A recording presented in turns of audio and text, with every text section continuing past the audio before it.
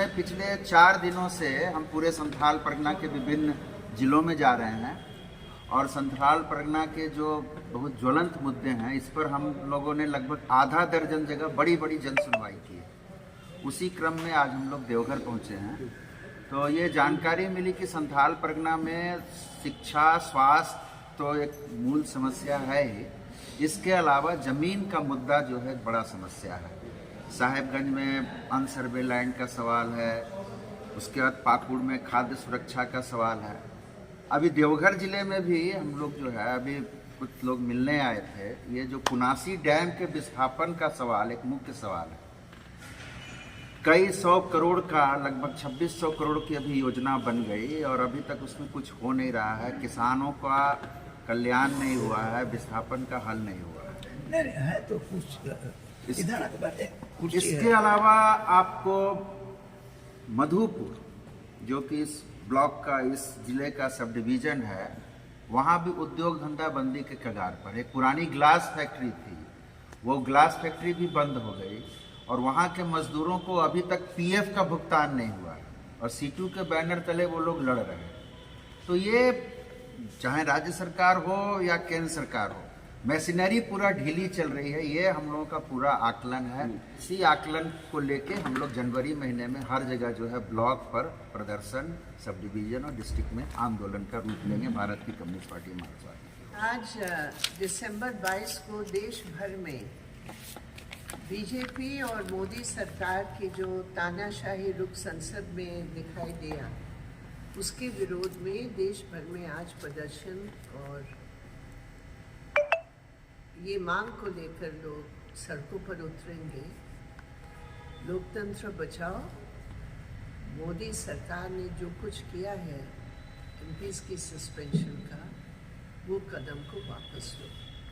हकीकत ये है कि हमारे देश के इतिहास में शायद ये पहली बार हुआ है कि देश की संसद से पूरे ऑपोजिशन को सस्पेंड कर दिया और सस्पेंशन का कारण भी समझने की ज़रूरत है। जब ऑपोजिशन एमपीज़ ने इस पूरी घटना जो अंदर घुसे थे उस घटना की सुरक्षा के संबंध में सवाल उठाए तो ये बताया गया ये स्पीकर की जिम्मेदारी है और स्पीकर ने किया।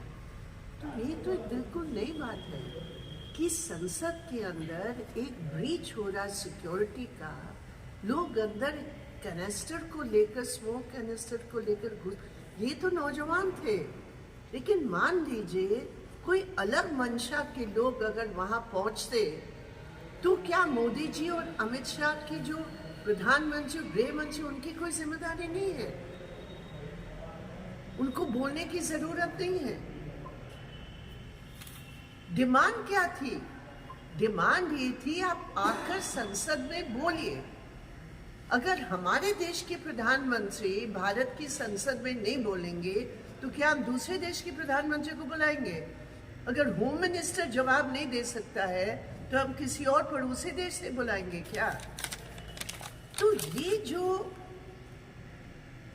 अटैक है संसद के ऊपर, और इसके बाद हम ये साफ कहते हैं ये एमपीज़ को निलंबित नहीं कर रहे हैं, ये देश की संविधान निलंबित हो गया है, ये देश की संसदीय प्रणाली निलंबित हो गया है। और मैं ये भी कहती हूँ ये मोदी जी की ड्रेस रिहर्सल है।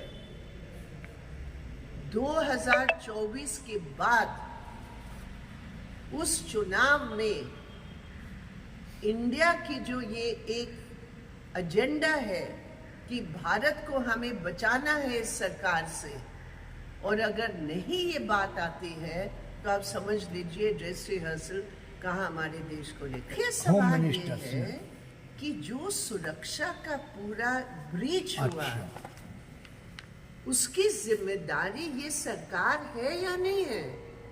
ये जितने वहाँ सिक्योरिटी फोर्सेस है ये किसके अंडर है? ये तो सेंट्रल गवर्नमेंट के अंडर है। तो सेंट्रल गवर्नमेंट दिल्ली पुलिस को भी देखती है, सेंट्रल सिक्योरिटी फोर्सेस की भी उनकी इंचार्ज है। और पूरे पार्लियामेंट का ब्रीच हो गया और आप आके बोलेंगे नहीं। ये पूरी दुनिया में कभी हो सकता है कि दुनिया में कहीं भी अगर पार्लियामेंट का इस प्रकार का ब्रीच होगा तो क्या उस देश के प्रेसिडेंट या प्रधानमंत्री नहीं बोलेंगे? अरे नए संसद के गठन करते वक्त तो मोदी जी पहले पहुंच गए और उस नए संसद के ऊपर जब सुरक्षा का एक सवाल था तब मोदी जी गायब, बोलने के लिए तैयार नहीं है, प्रेस कॉन्फ्रेंस में बोल रहे हैं। तो ये कौन सा तरीका है? इसका भी तो हमें जवाब चाहिए और यही जवाब सांसद मांग रहे थे। हमारे देश में जमीन के संबंध में कुछ कानून बने हैं, वो सेंट्रल गवर्नमेंट की न चाहने के बावजूद भी कानून बने और उस कानून के तहत जो लैंड का सवाल है, अगर कहीं लैंड एक्विजिशन होता है वहाँ के लोगों के साथ बातचीत करके, अगर आदिवासी है तो बिगैर आदिवासी के मत से वो ज़मीन नहीं ली जा सकती है, अगर बाकी है उनके साथ भी बातचीत करने की ज़रूरत है और लास्ट में जो ज़मीन लेंगे उसका जो पूरा रिलीफ और रिहैबिलिटेशन पैकेज है उसके बारे में कुछ नियम, कुछ कानून बने हैं।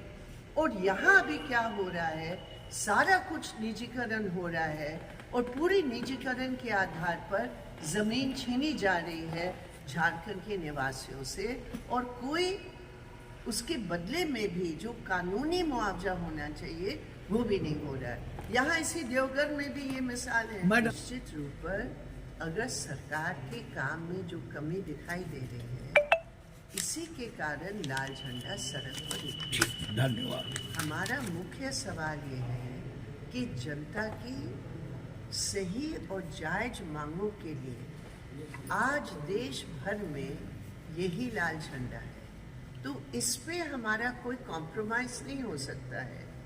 लेकिन बीजेपी आरएसएस की सेंट्रल गवर्नमेंट किसी को काम करने दे, वो कहीं भी दिखाई दे रहा है नॉन बीजेपी गवर्नमेंट वहाँ उसके काम में बाधा डालने के लिए उनका एकमात्र